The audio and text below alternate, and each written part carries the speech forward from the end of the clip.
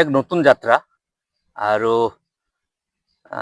আগন্তুক যি বিধানসভা নিৰ্বাচন এই নিৰ্বাচনত প্ৰতিদ্বন্দ্বিতা কৰাৰ যি সুযোগকণ অসমৰ ৰাজ্যৰ মুখ্যমন্ত্ৰী ডক্টৰ হিমন্ত বিশ্ব শৰ্মা ডাঙৰীয়া, ভাৰতীয় জনতা পাৰ্টি অসম প্ৰদেশৰ সভাপতি দিলীপ শইকীয়া ডাঙৰীয়া, ৰাষ্ট্ৰীয় সভাপতি নীতিন নবীনজী, দেশৰ প্ৰধানমন্ত্ৰী নৰেন্দ্ৰ মোদীজী আৰু গৃহমন্ত্ৰী অমিত শ্বাহজীক মই ধন্যবাদ জ্ঞাপন কৰিছোঁ।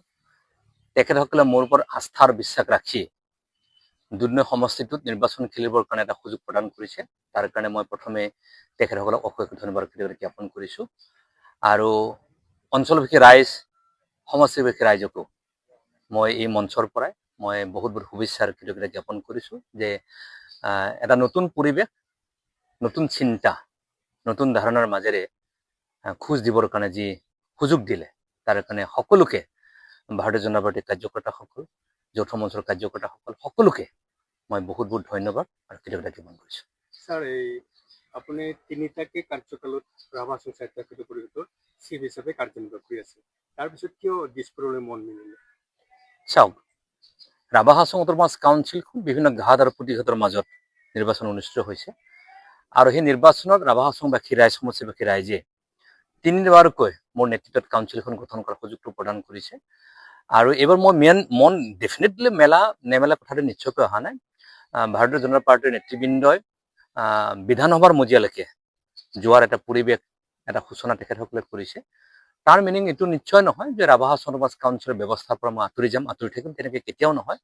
আৰু মই আশা প্ৰকাশ কৰোঁ আহি থকা যি অমীমাংসিত যি সমস্যাসমূহ আছে, গোৱালপাৰা জিলাৰ যি অমীমাংসিত সমস্যাসমূহ আছে, ইয়াৰ যি আন্তঃগাঁথনিকে আদি কৰি যিমানবোৰ অভাৱ আৰু অভিযোগ, যি দৃষ্টিভংগীৰে অসমখন ডক্টৰ হিমন্ত বিশ্ব শৰ্মা ডাঙৰীয়াৰ নেতৃত্বত সপোন আৰু দৃষ্টিভংগী আগত ৰাখিছে, সেই দৃষ্টিভংগীৰ সপোনটো পূৰণ কৰাৰ ক্ষেত্ৰত সহযোগ কৰাৰ ক্ষেত্ৰত ডেফিনেটলি ৰাষ্ট্ৰীয় নেতৃত্ব, ৰাজ্যিক নেতৃত্ব ভাবিছে আৰু সেইটোক মই যৎপৰোনাস্তি চেষ্টা কৰিম। যেনেধৰণে কাউন্সিলখন তিনিটা টাৰ্ম চলোৱা ৰাইজৰ আশীৰ্বাদ, সহায় সহযোগিতা আছে, সেই আস্থাৰ বিশ্বাস দুধনৈ বিধানসভা সমষ্টিত আহি থকা দিনত ৰাইজৰ আস্থাৰ বিশ্বাসটো অটুট থাকে, তাৰ ওপৰত দৃষ্টি ৰাখি ডেফিনেটলি কাম কাজ কৰিবৰ কাৰণে মই প্ৰয়াস কৰিম। স্যার, যৌথ মঞ্চ যেহেতু আপনি বিজেপির ক্যান্ডিডেট, যৌথ মঞ্চটো আপনি বহুত কষ্ট করে এটা সাংগঠনিক ভিত্তি নির্মাণ করেছে, এতিয়া এই বেলেন্সিংটো কেনেকুৱা ধৰণৰ? না, আজি তাকো মই এনডিএৰ কেণ্ডিডেট। এবাৰ এনডিএ নিৰ্বাচন খেলিব, এতিয়া এনডিএ খেলিব, মেছেজটো ক্লিয়াৰ হোৱাটো ভাল। মই এনডিএৰ কেণ্ডিডেট, কাৰণ মই যদি বিজেপি কেণ্ডিডেট বুলি কয় তেতিয়াহ'লে এজিপি কেণ্ডিডেট কয়, যৌথ মঞ্চৰ কেণ্ডিডেট কয়। গতিকে যৌথ মঞ্চ, এজিপি, বিজেপি, মানে বিপিএফ গোটেইবিলাক মিলি পেলাই এনডিএটো হয়। গতিকে চিম্বলটো কি সেইটো ডাঙৰ কথা নহয়। গতিকে চিম্বল মই ভাৰতীয় জনতা পাৰ্টি কৈছোঁ, যৌথ মঞ্চ আজি ৰাজনৈতিক দল নহয়, ৰাজনৈতিক ব্যৱস্থা, কোনো আমাৰ স্বীকৃতিবদ্ধ ৰাজনৈতিক দলটো নহয়। গতিকে ডেফিনেটলি কৰিছোঁ। গতিকে ভাৰতীয় জনতা পাৰ্টিৰ যি দৰ্শন, যি চিন্তা চৰ্চা, যি আদৰ্শ, যৌথ মঞ্চৰ যি দৰ্শন চিন্তা আদৰ্শ, অসম গণ পৰিষদৰ যি দৰ্শন চিন্তা আদৰ্শ, আটাইবিলাকে একে লগত ৰাখি সমষ্টিটোক ৰিপ্ৰেজেণ্ট কৰিবৰ কাৰণে প্ৰয়াস কৰিম। সমষ্টিটোৰ সৰ্বাংগীন উন্নয়ন কৰিবৰ ক্ষেত্ৰত সমষ্টি যিটো আমি পিছ পৰি ৰৈছোঁ, গোৱালপাৰা জিলাখন যিখিনি পিছ পৰি ৰৈছোঁ, সেইটোক যাতে আমি পিছ পৰি নলওঁ, তাৰ এক দৃষ্টিভংগী আগত ৰাখিয়ে এই পথাৰখনলৈকে আমি খোজ মেলিম। এই মুহূৰ্তত মই সেই কথাখিনি নিশ্চয়কৈ নকম, পৰৱৰ্তী সময়ত সেই কথা নিশ্চয় চিন্তা চৰ্চাখিনি কৰিম আৰু ডেফিনেটলি ৰাভা হাছং অট'নমাছ কাউন্সিলখনৰ সাংবিধানিক যিটো চিন্তা, সেই চিন্তা ডেফিনেটলি আগত থাকিব আৰু তাৰ ক্ষেত্ৰত যথেষ্ট পৰিমাণে ইতিমধ্যে দেশৰ গৃহমন্ত্ৰীগৰাকীৰ নেতৃত্বত, অসমৰ মুখ্যমন্ত্ৰী হিমন্ত বিশ্ব শৰ্মাৰ নেতৃত্বত এই প্ৰক্ৰিয়া সুন্দৰভাৱে আৰম্ভ হৈছে, সুন্দৰভাৱে চলিছে আৰু আমি আশা প্ৰকাশ কৰিম আহি থকা দিনত এই বস্তুটো এটা সুন্দৰ সমাধান হ'ব আৰু সমাধান নিশ্চিত ৰূপত এই প্ৰক্ৰিয়াখিনি হ'বই। না, যুঁজখনক বুলি কথা নহয়, এটি যে ডেমক্ৰেটিক প্ৰচেছ, এটি যে গণতন্ত্ৰ হয়, গণতন্ত্ৰত বিভিন্ন প্ৰাৰ্থী থাকিব, গণতন্ত্ৰত বিভিন্ন প্ৰতিযোগিতা থাকিবই, কোনো অসুবিধা নাই। গতিকে যুঁজৰ কথাখিনি মই নকওঁ, মূল যুঁজৰ কথাখিনি নকওঁ, মই আশীৰ্বাদ প্ৰকাশ কৰিম ৰাইজৰ আশীৰ্বাদৰ আশীষ। বিগত সময়ছোৱাত 12 বছৰ ৰাভা হাছং অট'নমাছ কাউন্সিলখন ইয়াত আমি নেতৃত্ব দিছোঁ। বিগত 12 বছৰ ৰাভা হাছং অট'নমাছ কাউন্সিলখনৰ এনডিএৰ যিখন চৰকাৰ, আজি এনডিএ চৰকাৰ চলি আছে, তাত ৰাইজে কি ধৰণে কাম কাজ কৰিছোঁ, কৰা নাই, তাত নিশ্চয় দেখিছে। কি কমিটমেণ্ট আছিলে, কেনেধৰণে আমি কাম কাজখিনি কৰিব পাৰিছোঁ, সেই কথা নিশ্চয় দেখিছে আৰু সেই ধৰণৰ চিন্তা চৰ্চা, সেই ধৰণৰ দৃষ্টিভংগী আগত ৰাখি ডেফিনেটলি আমি আগবাঢ়িম আৰু ৰাইজৰ মৰম আশীৰ্বাদ ডেফিনেটলি থাকিব। গতিকে ইয়াত কাৰ লগত প্ৰতিনিধিত্ব হ'ব সেই কথাখিনি ডেফিনেটলি নকওঁ।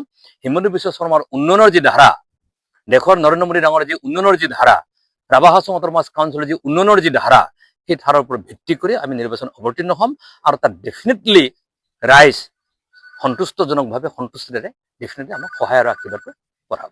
দুধনৈ সমষ্টি হিচাপে মূল ইছ্যু কি হ'ব? দুৰ্দিন সমষ্টি হৈছে মূল ইছ্যু বুলি কোনো কথাটো নাই।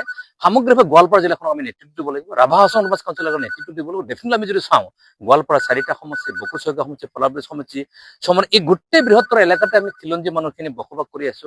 গোৱালপাৰা বুলি ক'লে আমি পিছপৰা জিলা এখন, এই পিছপৰা জিলাখনক আগুৱাই নিবৰ কাৰণে ৰাজনৈতিকভাৱে আগুৱাই নিয়াৰ অত্যন্ত প্ৰয়োজন। আমি ৰাজনৈতিকভাৱে আমি পিছপৰা, ইয়াৰ বিভিন্ন জাতি জনগোষ্ঠী ধৰ্মাৱলম্বী মানুহবিলাক আমি বসবাস কৰিছো।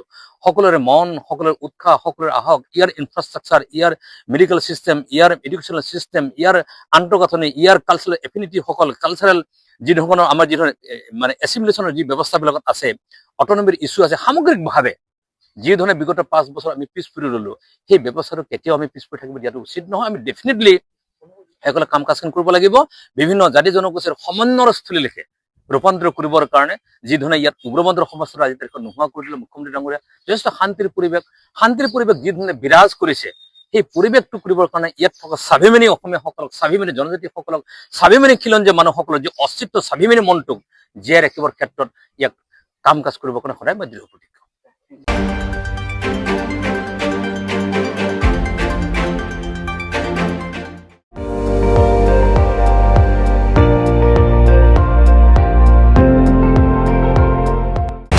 আপুনি চাই আছে ND24, সৰ্বশ্ৰেষ্ঠ নহয় সৰ্বোত্তমৰ দৌৰ।